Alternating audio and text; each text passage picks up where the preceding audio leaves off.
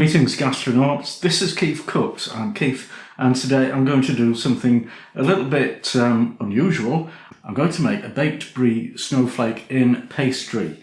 Oh yeah. So the inspiration for this was last weekend. The reason why I didn't do a video last weekend, because my brother-in-law Bill was over from La France, and he suggested this. He's seen people make this thing on TikTok, and he showed me it, and I thought that's interesting, but they're doing it wrong.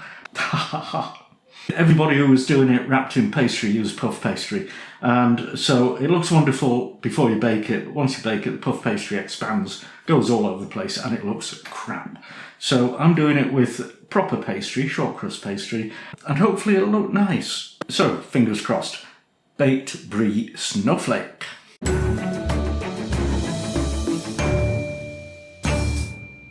Now, I have to confess, my regular cheesemonger is Tesco's, and they don't actually have a cheese counter anymore. I think they did once, but they took it out.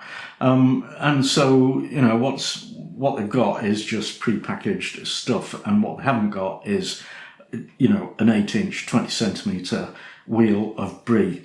So I had to go to a real cheesemonger, and as it happened, one opened recently, actually last year, in Farsley, which is not too far from us, only a mile or two. And it's run by Emmanuel Metz. Say hello. Bonjour. Hello, bonjour. Bienvenue chez Metz. It's called Metz, and it's wonderful. You go in there, it is cheese heaven. So I asked her if she could sell me a big wheel of brie, and she didn't actually have any kicking around apart from this fella.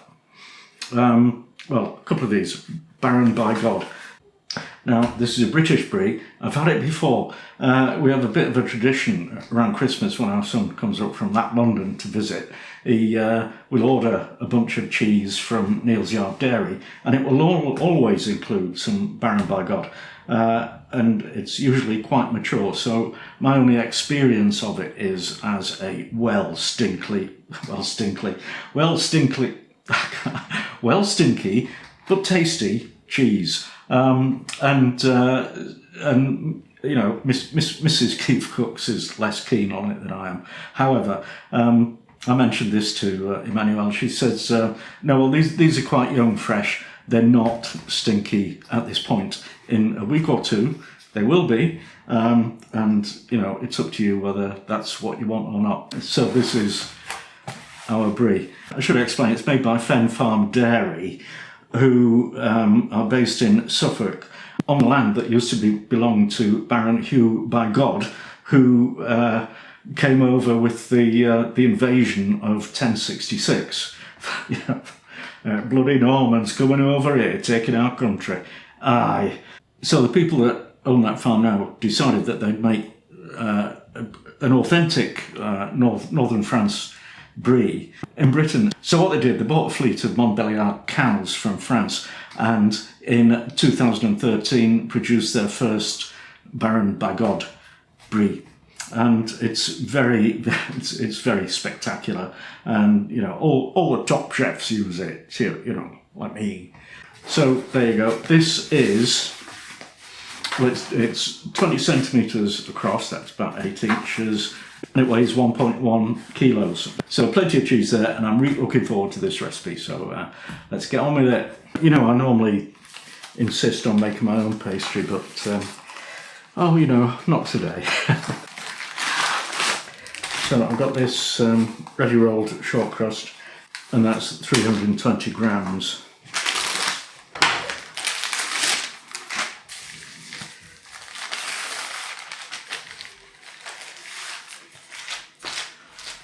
I was going to roll it out a bit thinner, but I don't think I need to do that.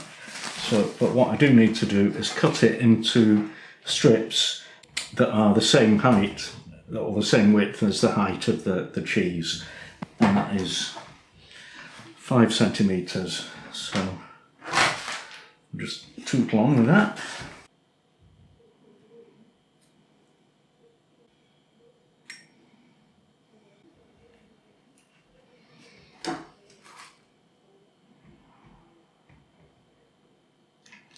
Right, we'll set those aside until we need them. I don't know if you can see that. This is the design for the snowflake, and so we need to unwrap le fromage, but we need to cut it into 8 segments, like that, and then at 45 degrees. I'm not actually cutting it properly now because I'm scared of messing this up. In fact, I have messed it up because if you look at the distance from there to there, and then from there to there, those should be equal, and they are not. So, right. Got a second chance. So I'm going to mark that out when you're not looking, because then I won't be nervous, okay?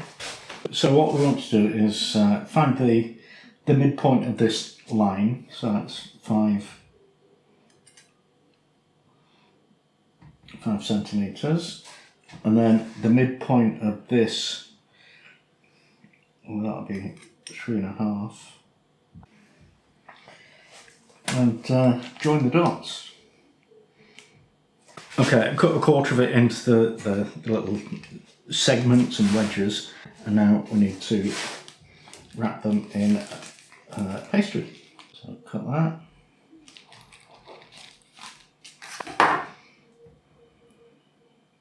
Put it back in place, because if you don't do this, you're going to get very confused about what goes where. Carry on doing that for a couple of hours, and then we'll come back later. Now on to the final lozenge for that quarter. It's getting a bit warm in here, and the cheese is starting to run. Never mind.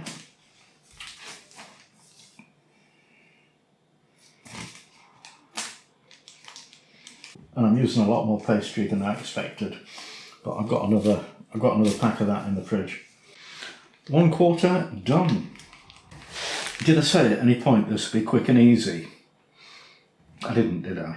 Right, I've done that half, and I'm putting it in the fridge because it really is going quite soft. So I've put greaseproof paper between each bit to stop them sticking together, and I'll put that in, let that cool down. But it's going to be tomorrow before I'm able to bake it, because I've got to go out soon to an art class. So yeah. Right, it's the next day, and I'm ready to put it all together. And goodness me, that's a lot of cheese and pastry. So I'm going to paint the outside of the pastry with egg wash, which is a beaten egg with a splash of milk, because that'll make it nice and golden.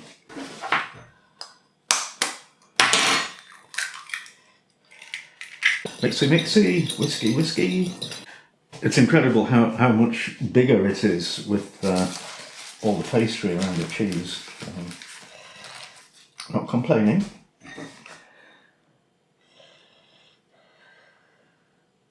And I want to leave a gap between the pieces so that, you know, the pastry will cook properly and get brown.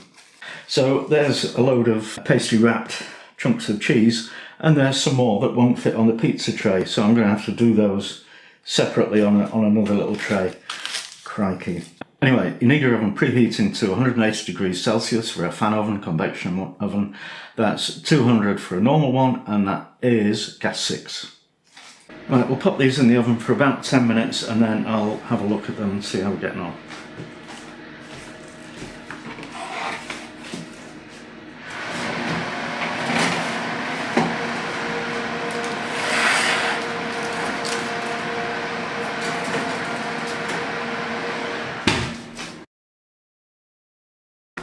It's an absolute disaster. I am absolutely livid. Look at the state of this. Hang on, let me get the other corner.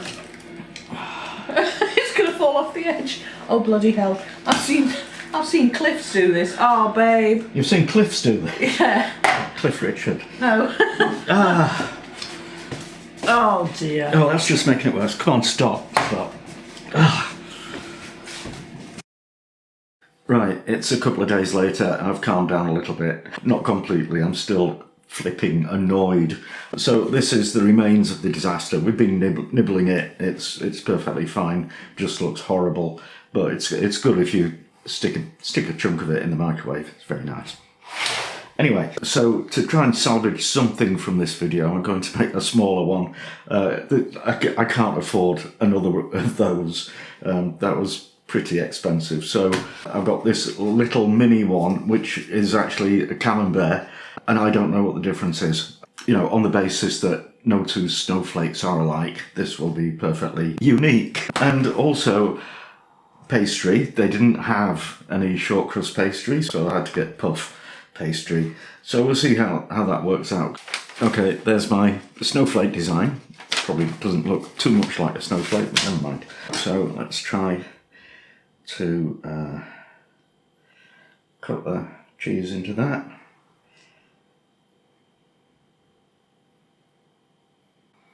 Okay, so that will give us 8 little chunks of pastry wrapped goodness.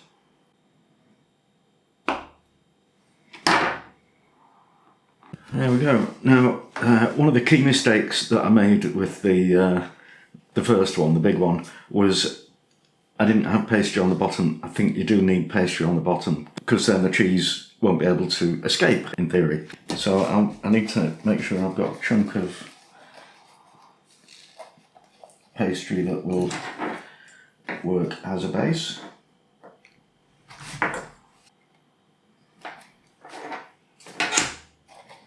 And then cut the rest of it into strips. So let's work out the height.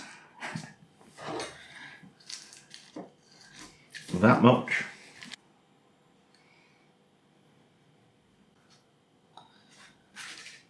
Now I'm thinking it would be nice to have like a tin to contain the whole thing in, to stop it, you know, spreading out and ruining the effect. And I think I might be able to use this because it is, you know, it's just a little bit bigger than the wheel of cheese.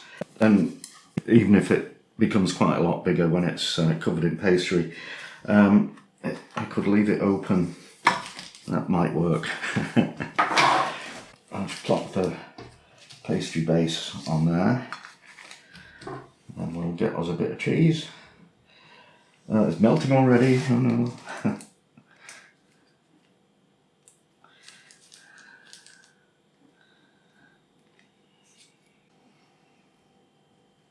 And come back later.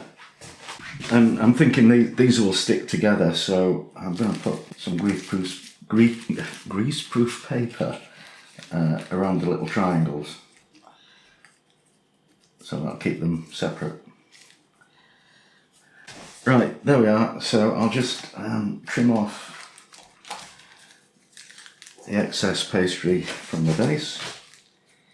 You know, I glazed the last one with egg wash, and I always like to do that, but I don't think it's gonna be a good idea because it'll make it, well, it'll make it stick to the tin, which is still too small. I don't know what to do. Let's see if I can find something else. Well, this might do it.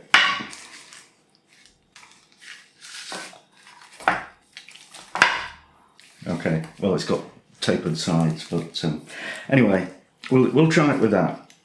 Don't have a choice, really.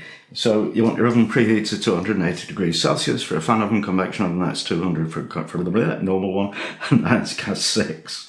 Right, that needs to bake for about 20 minutes, and I'll check it halfway through to see how it's getting on.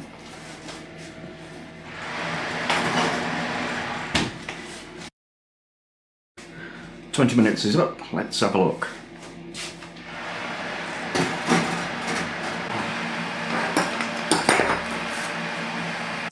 Well, it's not a complete disaster, so that's good. Let's get them out.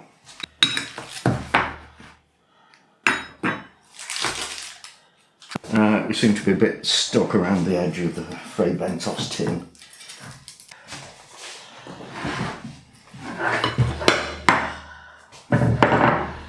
Still a slight disaster, but much better than the first effort, so we'll let that cool down and then do a taste test. Now it's taste test time with Mrs. KeefCooks. She ain't dead. You're not dead, are you? I'm not dead. No, you haven't been dead. Indoors. Okay. Right, there it is. Very nice. Well, that's an improvement. You've seen the other one. I have to say, it tasted good. Oh, you can actually pick it up. That looks very, very soft, so I think it might be hot. Warm. Warm. Okay. Oh my god.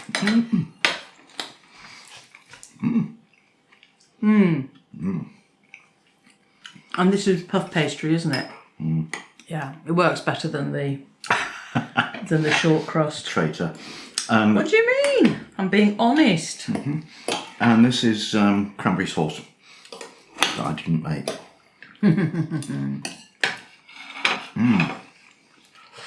That's nice. Yeah. Complete pain in the bottom. Don't make it. I just want to.